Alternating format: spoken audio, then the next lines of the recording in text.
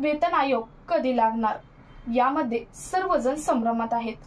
16 जानेवारी 2025 ला सरकारने 8व्या वेतन आयोगाबद्दल रचना सांगितली, परंतु त्यानंतर टर्म ऑफ रेफरन्स म्हणजेच TOR असेल किंवा सदस्यांच्या नियुक्ती अध्यक्षांची नियुक्ती असते त्या असतील यामध्ये मात्र कोणत्याच हालचाली नाहीत किंवा यांच्या नियुक्त्या केल्याच नाहीत। तर 8वा वेतन आयोग लागू कसं होणार? मागच्या ज्या 6वा वेतन आयोग असेल किंवा 7वा वेतन आयोग असेल याच्या कॅल्क्युलेशन नुसार 2 वर्षाचा पिरियड हा लागू शकतो। तर हा कॅल्क्युलेशन काय असणार आहे?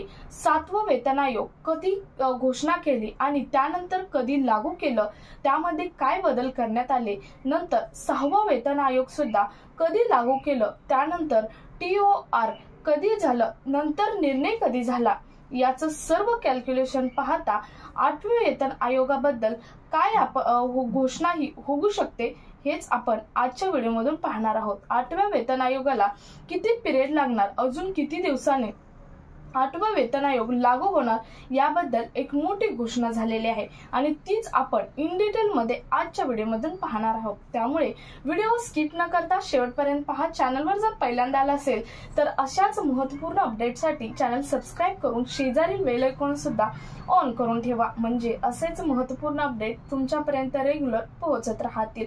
तर नमस्कार, मी पूनम आणि तुम्ही पाहत आहात पुन्हा एक नवीन अपडेट। आपण परवा 8व्या वेतन आयोगाबद्दल आपल्या चॅनलवर व्हिडिओ पोस्ट केला होता, त्यामध्ये कॅल्क्युलेशन सांगितलं होतं, परंतु आत्ताच म्हणजे कालच एक खबर आलेली आहे की 8व्या वेतन आयोगाला इतका पिरियड लागू शकतो। आता आपण मागच्या 2 वेतन आयोगाबद्दल पाहूयात, त्यांचं कॅल्क्युलेशन करूयात आणि त्यावरून आपल्याला समजेल की 8व्या वेतन आयोगाला किती पिरियड हा लागू शकतो। आता पहिल्यांदा पाहूयात 6वा वेतन आयोग। आता बघा, 6वा वेतन आयोगाबद्दल आपण कॅल्क्युलेशन पाहूयात। 6वा वेतन आयोगाची 2006 मध्ये रचना केली, त्यानंतर TOR म्हणजेच टर्म ऑफ रेफरन्स हा 2007 मध्ये तयार करण्यात आला आणि त्यानंतर मार्च 2008 मध्ये निर्णय घेऊन त्याचा घोषणा ही करण्यात आली, म्हणजेच 6वा वेतन आयोग लागू केला, म्हणजे जवळजवळ 2 वर्षाचा पिरियड यामध्ये उलटून गेला आणि मगच म्हणजे सर्व करण्यामध्ये TOR तयार करायचं असेल किंवा सदस्यांच्या नियुक्त्या करायच्या असतील, या सर्व पिरियड मध्ये 2 वर्ष निघून गेला आणि मार्च 2008 मध्ये हा 6वा वेतन आयोग हा लागू करण्यात आला। त्यानंतर 7व्या वेतन आयोगाबद्दल पाहूयात काय आहे कॅल्क्युलेशन, त्यावरून आपल्याला 8व्या वेतन आयोग समजणार आहे, त्यामुळे आपण मागच्या 2 वर्षांची सर्व कॅल्क्युलेशन पाहणार आहोत। तर आता पाहूयात 7वा वेतन आयोग कधी TOR साबित केला, त्यानंतर कधी त्यांचा अध्यक्ष किंवा सदस्यांच्या नियुक्ती केला आणि कधी तो लागू झाला। तो 7व्या वेतन आयोगाबद्दल सांगायचं झालं तर 7व्या वेतन आयोगाचं कॅल्क्युलेशन असं होतं की फेब्रुवारी 2014 ला रचना केली 7व्या वेतन आयोगा संदर्भातील आणि त्यानंतर मार्च 2014 ला TOR दिला, म्हणजेच तयार केला, म्हणजेच TOR म्हणजे टर्म ऑफ रेफरन्स तयार केला। त्यानंतर 2015 ला त्याचे रिपोर्ट दिले आणि 2016 मध्ये 7व्या वेतन आयोगाबद्दल घोषणा केली आणि निर्णय घेण्यात आला।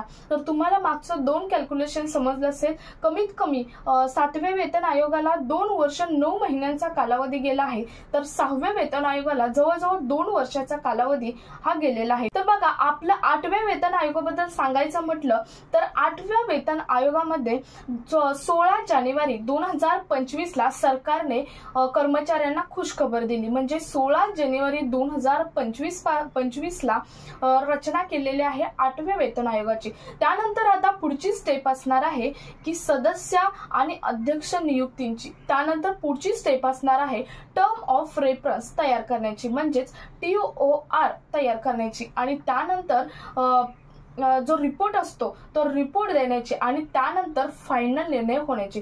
त्यामुळे आता 2026 मध्ये सदस्य आणि अध्यक्षांच्या नियुक्ती, त्यानंतर 2027 मध्ये TOR म्हणजे टर्म ऑफ रेफरन्स तयार होऊ शकतो आणि 2028 मध्ये 8व्या वेतन आयोगाचा निर्णय हा होऊ शकतो। मागच्या 2 कॅल्क्युलेशन नुसार ही घोषणा करण्यात आलेली आहे। त्यामुळे कर्मचाऱ्यांनी एकच लक्षात ठेवायचं आहे की 8व्या वेतन आयोगाची घोषणा आताच न होता 2028 मध्ये होणार आहे, परंतु ही फक्त तुमचा पगार वाढीसाठी नाही तर तुमचा महागाई भत्ता सुद्धा वाढणार आहे।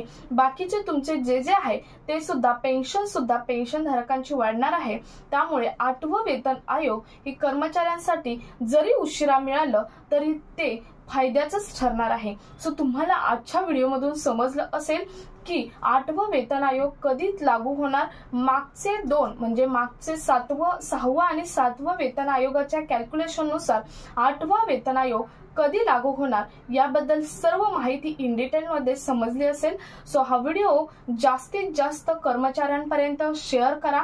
तुम्हाला जर यामध्ये काही डाऊट असेल किंवा तुम्हाला एखाद्या या असा फायनान्शियल विषयावरती व्हिडिओ बनवा म्हणजे EPS 95 पेन्शन धारक असतील किंवा बाकीचे कोणी कर्मचारी असतील ते व्हिडिओ पाहत असतील तर या संदर्भात कोणता व्हिडिओ बनवावा असं वाटत असेल तर तुम्ही कमेंट्स मध्ये नक्की सांगा। जरूर पुढचा व्हिडिओ यावरती बनवला जाईल। त्याचबरोबर यामध्ये तुम्हाला काही एखादा प्रश्न असेल तोही कमेंट्स मध्ये तुम्ही विचारू शकता, त्याचे जरूर उत्तर हा दिले जाईल।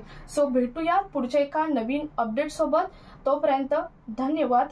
जय हिंद।